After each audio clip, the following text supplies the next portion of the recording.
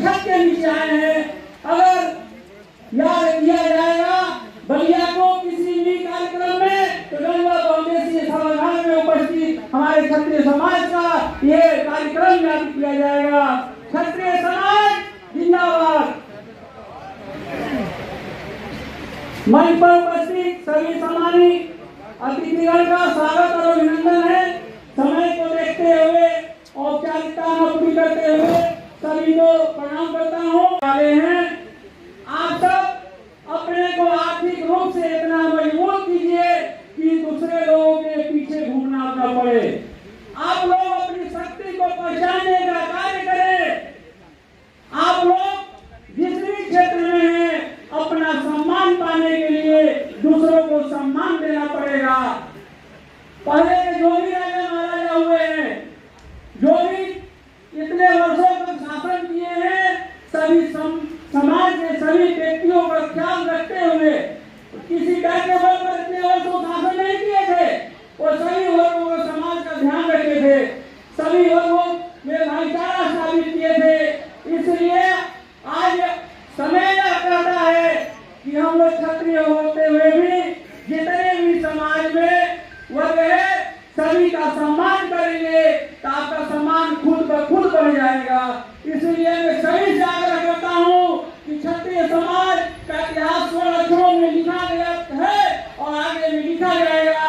लेकिन आप जब तक दूसरों को सम्मान नहीं देंगे तो आपको सम्मान पाने का अधिकार नहीं है। इसलिए खासकर युवाओं से मैं कहना चाहता हूँ, हमारा कर्तव्य है कि हर संघर्ष करने वालों को प्रोत्साहित करना है ताकि वह सपने को सच कर सके और उसे जी सके।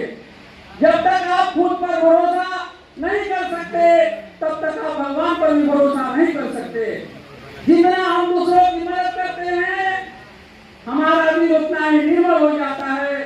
हम लोगों का इतिहास रहा है कि हम लोग देश के लिए, राष्ट्र के लिए और मरे हैं और हमने भी लोगों की भलाई के लिए अनेक कार्य किए हैं। का जो कि एक छोटा सा समूह लेकर के 2-4 लोगों को लेकर के चल करके आज यहाँ तक पहुंचे हैं। जैसे कि हमारे बड़े भाई अनिल सिंह जी ने कहा है कि आप आगे कदम बढ़ाइए, हम सब साथ हैं। मैं जानता हूँ चाहे कोई अपने आप में कितना भी बने लेकिन ये क्षत्रिय सबके ऊपर भारी पड़ता है। अगर हम सब में एकता है, हम सब में अगर एकता का बल है तो हम हमेशा भारी ही रहेंगे। केवल हम लोगों को हर समय एकता दिखाने की जरूरत है, नशा मुक्ति करने का जरूरत है, शिक्षा में ध्यान देने की जरूरत है। शादी में जो भी हम लोग दहेज लेते हैं वो दहेज बंद करके एक दूसरे से गले मिल करके और शादी में इतिहास रचने का भी है। मित्रों, जो 2020-15 अक्टूबर की कहानी है मैं अपने मुंह से नहीं बताना चाहता, लेकिन आप लोगों ने टीवी पे देखा होगा। जैसे कि महाभारत में अभिमन्यु गिरे थे और निकलने का कोई रास्ता नहीं था, लेकिन मैं वो भाई हूँ, वो बेटा हूँ, वो क्षत्रिय हूँ जो कि उनके बीच में से 2000 के बीच में से निकल करके और क्षत्रिय होने का फर्ज निभाया। केवल क्योंकि मैं असली क्षत्रिय हूँ, असली पालक हूँ, आप लोगों का भाई हूँ, बेटा हूँ। मुझे गर्व है अपने आप में क्षत्रिय कहने में कि आप जैसे क्षत्रियों का मैं खून हूँ, बेटा हूँ। बार बार मैं कहने में कोई असमंजस मुझे नहीं है। आज मैं उस गांव का विधानसभा दुर्जनपुर में मात्र 4 घर राजपूत है, 4 घर क्षत्रिय है। मैं उस गांव का जिले में आप सब जानते हैं कि सबसे ज्यादा हाई टेंशन सुविधा प्रणाली के मामले में 4 घर राजपूत होने के बावजूद मैं अपने कर्म से, कर्तव्य से, आप सबके आशीर्वाद सहयोग से बड़े भाई अनिल सिंह जी, बड़े भाई अनिल सिंह प्रमुख जी, विवेक सिंह जी, हमारे अशोक सिंह जी और बहुत से लोग इसमें हैं जिन्होंने मदद किया, सहयोग किया, आशीर्वाद दिया। आज मैं आप सबके बीच खड़ा हूँ। जितना हम लोग एक होकर के जिले में क्या है, अगर हम चाहें, अगर एकता हम लोग दिखाएं, अपने आप में अगर समय दें,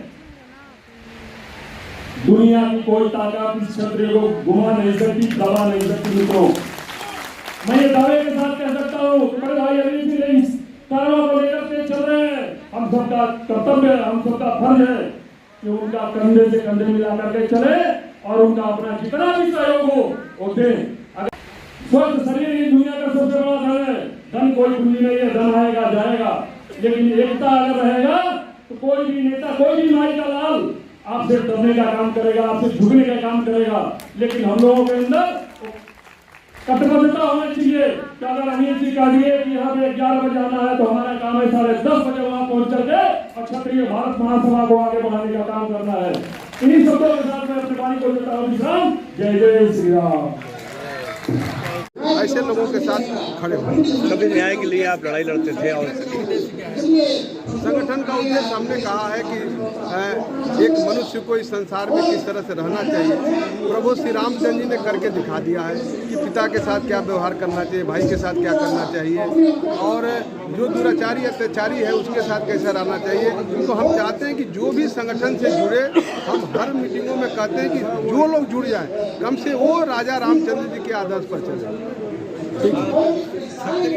समाज में कुछ विकृतियाँ भी हैं, सामाजिक विकृतियाँ भी आई हैं। यही हम प्रयास करेंगे जैसे जैसे हम मजबूत हो जाएंगे। देखिए कमज़ोर आदमी की कोई बात सुनता नहीं है, तो हमारा संगठन जैसे मजबूत हो जाएगा तो हम चाहेंगे समाज के अंदर जो भी कमियां रही हैं उसको हम दूर करेंगे। जब मजबूत हो जाएंगे, बहुत हमारे समाज में बिछुल दिखावे में खर्चा है, फिजूल खर्ची का खर्चा है, तो ये सब चीज़ें जब हम मजबूत हो जाएंगे तो मजबूत होने के बाद हम जब खुद स्वतः ही हम करेंगे। जैसे अब शादी विवाह है, हम शादी विवाह में दिखावे में दुनिया भर का खर्चा कर देते हैं, तो अब जब हम मजबूत हो जाएंगे, अब हम ही जब करने लगेंगे कि बेफजूल का खर्चा न करें, सादगी से शादी कर लें और कहीं रिसेप्शन करके बाकी लोगों को बहुभोज में खिला दें, तो जब हम समाज के अगुआ जो बनने जा रहा है और वो लोग ऐसा काम करेंगे तो निश्चित तौर पर देखा देखी जो है दूसरे लोग भी करना शुरू करेंगे। लेकिन ये जब हम मजबूत हो जाएंगे तभी संभव। ठाकुर साहब, कभी आप फैसला करते थे, कभी आप फैसला किया करते थे और आज आपका फैसला हो रहा है, तो कहाँ कमजोरी रही है?